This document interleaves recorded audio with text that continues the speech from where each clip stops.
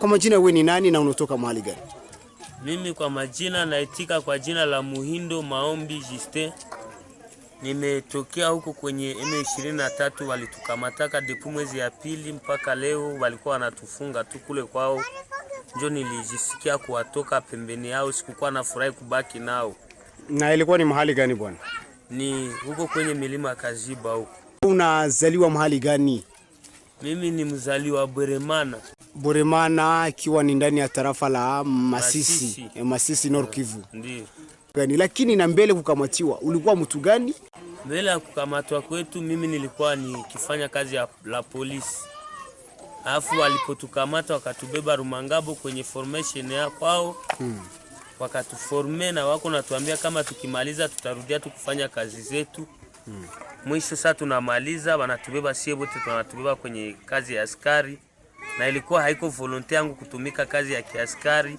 Wakanitia kwa kinguvu, njoo niliwahi kutoka pembeni yao nikawatoroka namna hii. Mambo ilikuwa namna gani huko Ruchuru, mahali ambapo mliweza enda kwenye training? Mahali tulipoenda kwenye training tulienda tukiwa watu 7000 lakini tulimaliza tuko 4000 3000 na kufa tu, anataka kukimbia wanampiga masasi, unalomba maji ya kunywa wanakuua. Wengine walikufa hata na mafimbo, kupiga tu fimbo hemoraji unakufa. Ndio hivyo tulitoka 4000 sur 7000. Watu ambao wanakuwa makamanda kwenye chama M23 sana sana wanakuwa wale wa Nyarwanda, wale wa zamani, wale walitokea Rwanda, ndio wanatia bashefu. Kisha wenye walikamatwa wanatukamata tu kama watumwa moya hivi. Unaenda ku toilet wa mtu iko nyuma na silaha nyuma yako.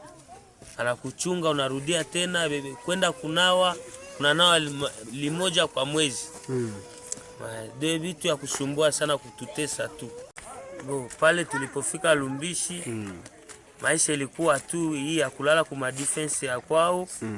Na wako natuambia wanachunga mwezi ya kwanza watenda kuwachanga na FARDC, wote wanakuwa na jeshi wa FARDC.